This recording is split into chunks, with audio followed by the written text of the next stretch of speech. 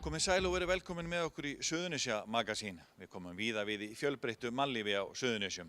Skoðum meðal annars nýtt bardagahús í Keflavík og heyrum frá gríðarlegri aukningu kringum flugið og flugstöð Leifs Eiríkssonar. En við hefjum leikinn með menningarfulltrúa Reykjanesbæjar sem segir okkur frá öflugu lista- og menningarstarfi í bæjarfélaginu. Duushúsin eru menningar- og listamiðstöð Reykjanesbæjar. Þar listasafn Reykjanesbæjar til húsa sem hefur frá árinu 2002 haldið 60 listsýningar af ýmsum toga. Þar eru nú haldnar sýningar allt árið kring, bæði á verkum í eigu safnsins og annara. Safnið er einnig opið alla daga vikunnar og aðgangur á safninu er ókeypis. Listasafn Reykjanesbæjar var til við sameiningu sveitafélaganna þriggja, Keflavíkur, Njarðvíkur og Hafna árið 1994 en áður hafði verið til listasafn Keflavíkur. Sameignin er nú 650 verk eftir hina ýmsu listamenn og eru þessi verk til sýnis í hinum ýmsu stofnunum bæjarins. Á milli 30 og 40.000 gestir koma í Duushúsin á hverju ári. Valgerður Guðmundsdóttir, menningarfulltrúi Reykjanesbæjar, segir það mikilvægt fyrir menningarlífið í Reykjanesbæ.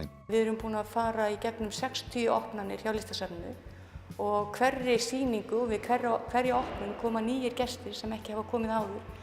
Þannig að við höfum náð að kynna menningarhús bæjarins og menningu Reykjanesbæjar mjög víða.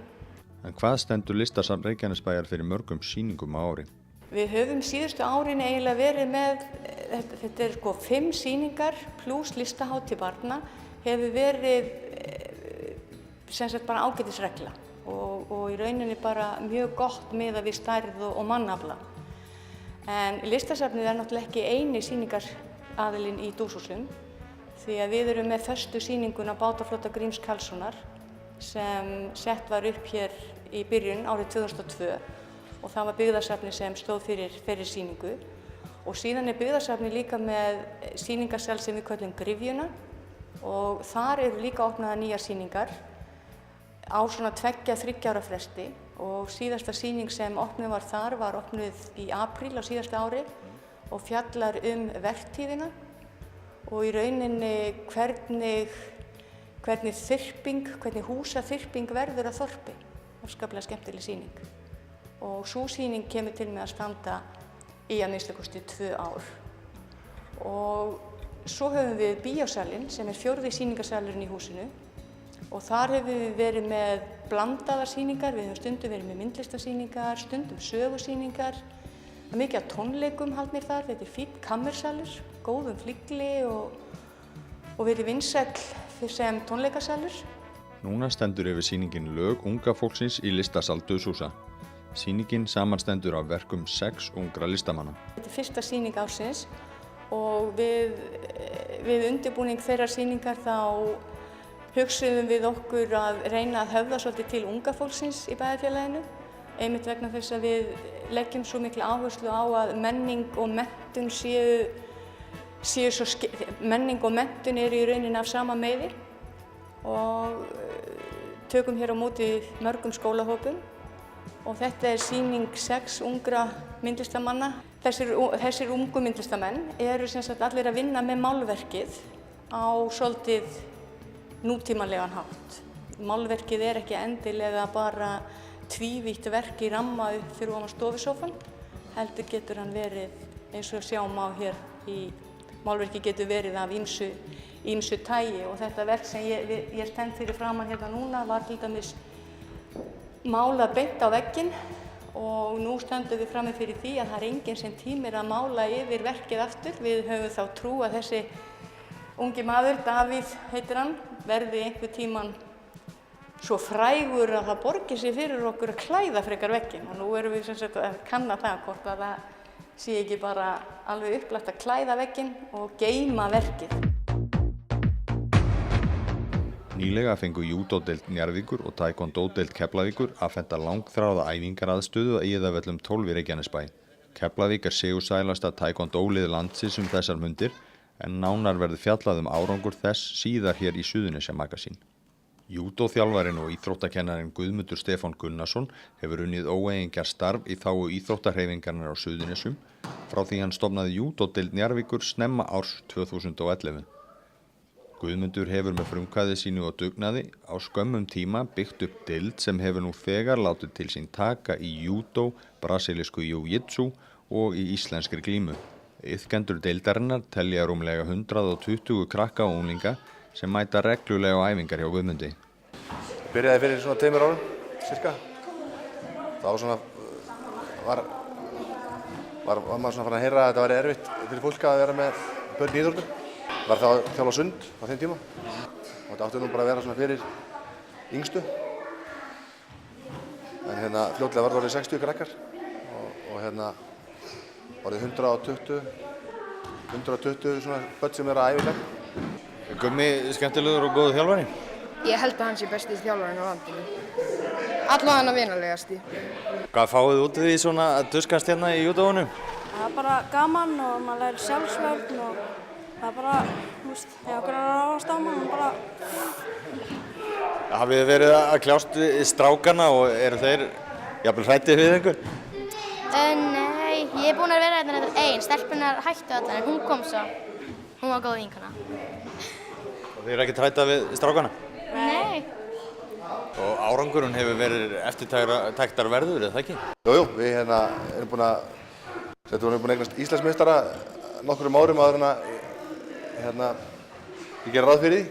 Ég kom með Íslandsmeistara í júdó 2 á síðasta ári og í jiu-jitsu erum við búin að eignast marga Íslandsmeistara.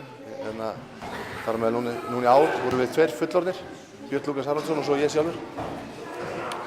Og í barnaflokkum gjörsigruðum við Íslandsmeistaramótið, bæði unglinga og barnaflokkum. Ertu ennþá að gera þetta launalaust?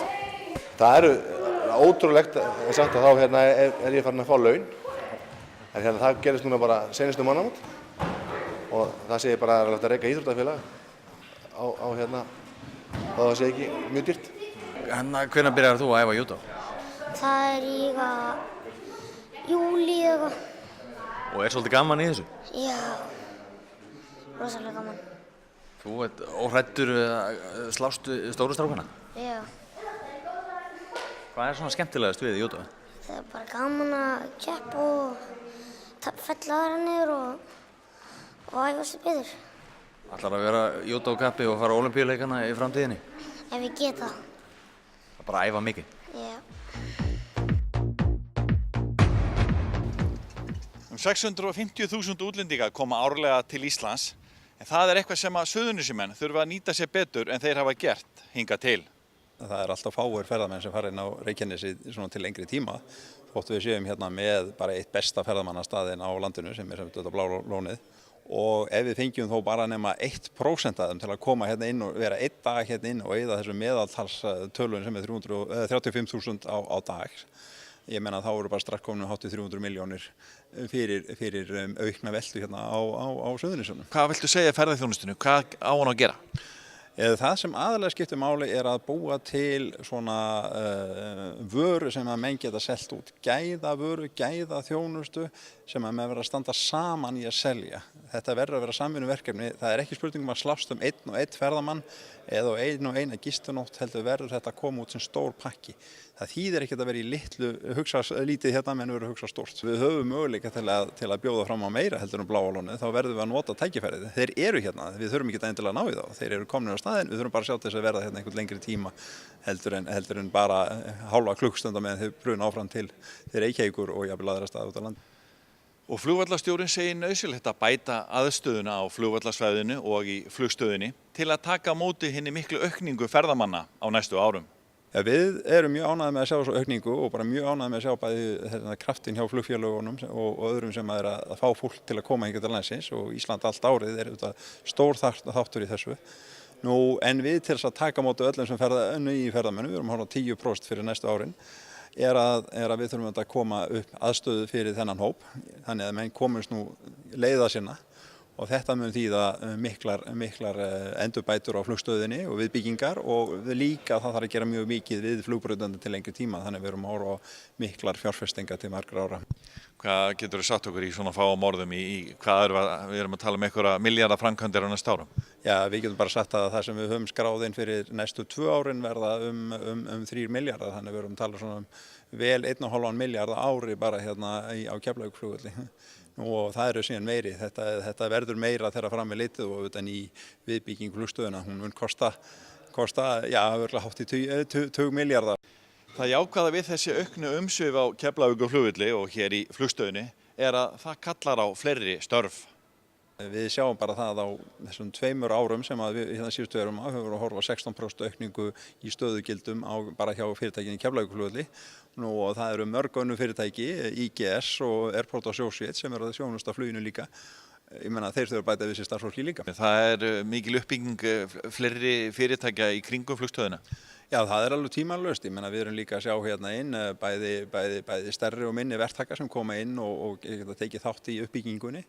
En líka bara það að menn, bæði dæmis í versluninni sem er þarna upp frá líka í duty free eða fríhöfninni og því öllu. Þar þarf að bæta við fólki ef það fer að dreifast meira, kom meira fólki utan annan tíma og líka ef það kemur inn meira fólk á háannatíma þá þurfum við að bæta við starfsfólki. Eitt af gullleikjunum ykkar, fríhöfnin, hún hefur gengið gríðarlega vel.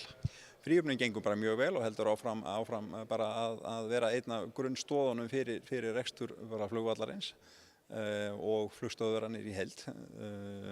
Því það er alveg á hreinu núna, við fáum enga ríkisstyrki, þetta þarf að borgast af annarkvort gjöldum af farþegum eða að tekjum okkar af fríhöfninni eða öðrum verslunum í flugstöðinni og það hefur gert það verkum að við höfum núna getað haldið gjöldunum, þau sömu í ár eins og var í fyrra.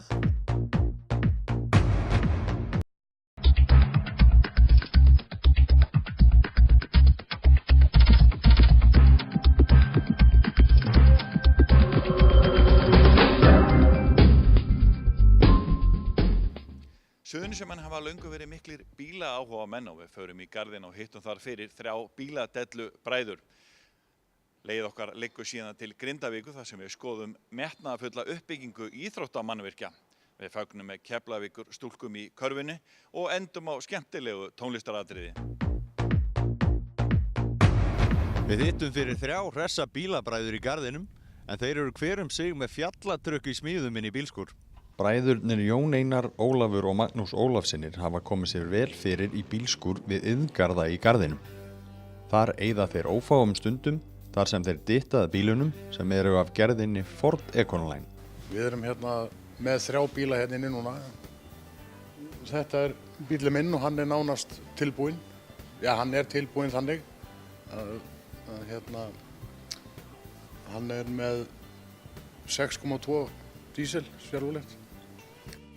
Þessi bíll er með 7,3 dísel og hann var að koma í hús núna í sumar og við erum að taka hann og rauðbæta hann allan og það er nánast búið þannig að það er nú að vera að fara að innrétta hann og það er stefnan að reyna að fara með hann út í sumar.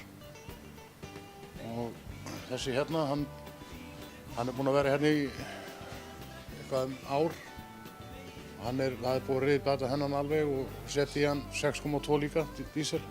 Sjálfulegt. Nú er þetta tekið og sprautað og það er hálfbróður okkar, Eyþór. Hann kemur til með að sprauta fyrir okkur. Hann sprautaði hennar bláa og tókst rosalega vel. Það er ómenntaður en mjög fær í að sprauta. Hefur þessi bíla áhugi alltaf verið til staðar? Já, ég held að ég bara fæðist með blöndung í höndunum og allt annað dór. Ég held að. Þetta er bara já, bara sem ég mann eftir mig bara. En þið eru nú ekkert menntar í þessum fræðum. Hvernig verða menn svona færir í þessu?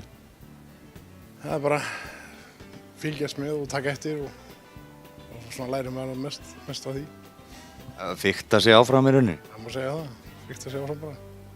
Og þið eigið við vélina og allt saman, hver einasti partur í bílnum er frá ykkar hendi? Það er allt tekið í gegn, allt. Hvers einast snitti í bílnum.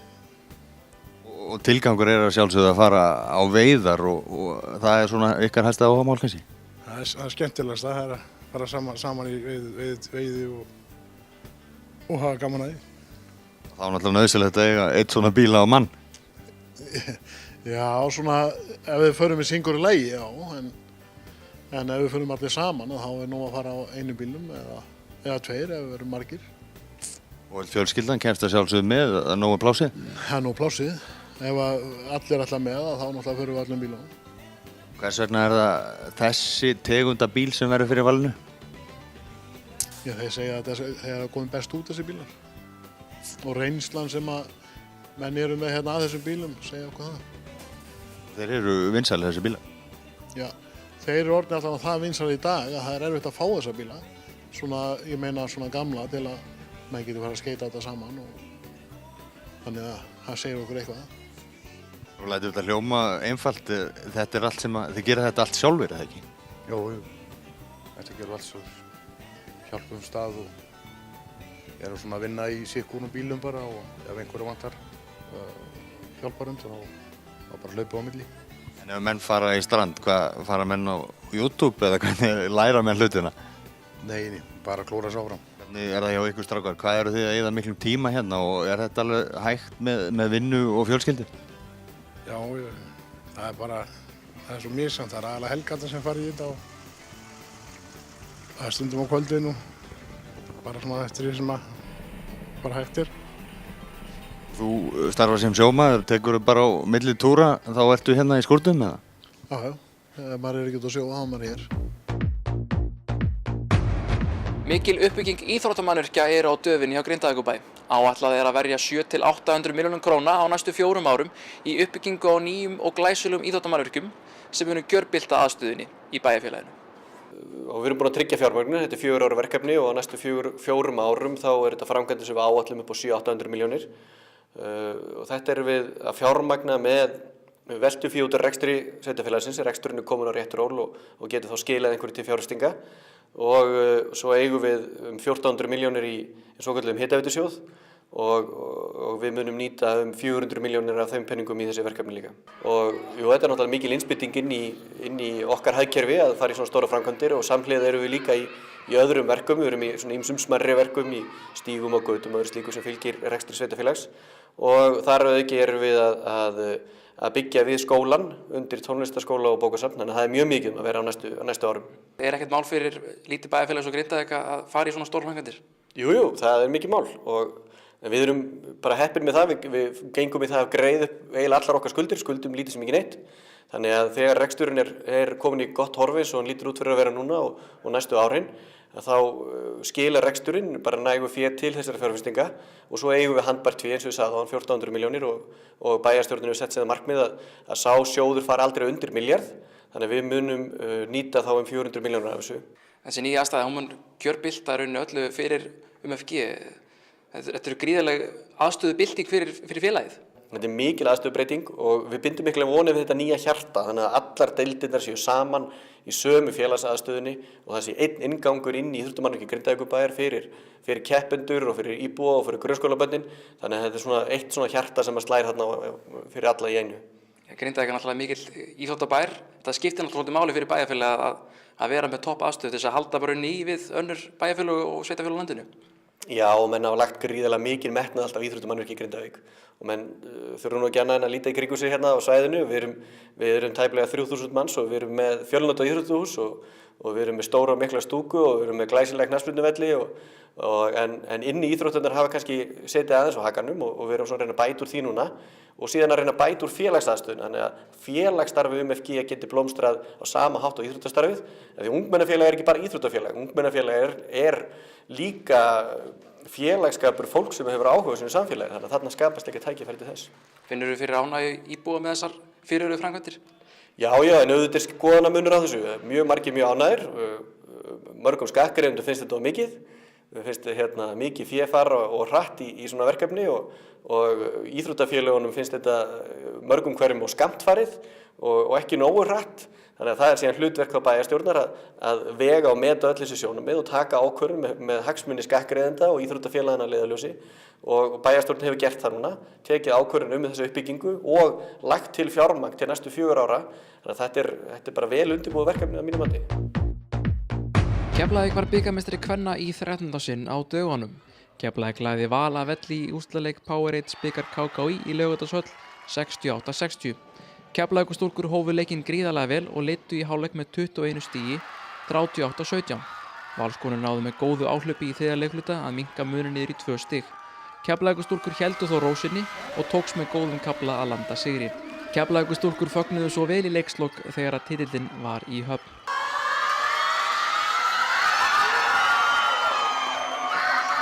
Þetta alltaf gaman og sætt og sérstaklega þegar maður er orðinn svona gaman þá er þetta ennþá sættara. Hvað segirðu, hvernig líður þér? Bara rosalega vel. Þetta er besta tilfinningin. Við ætluðum að gera þetta saman sem lið og við gerum þetta saman sem lið. Og stelpurnar alltaf bara æðislegar og við erum búin að eiga æðislega dag og æðislega viku. Við fórum til dæmis í karaoke í vikunni og það var bara geggjað.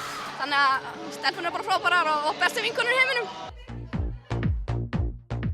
Það er komið að lokalagi þáttarins að þessu sinni. Hér er það söngkópurinn Vox Felix sem flytur okkur Ég á líf, sem er framlag Íslands til Eurovision í ár, en upptakan fór fram í Keflavíkurkirkju.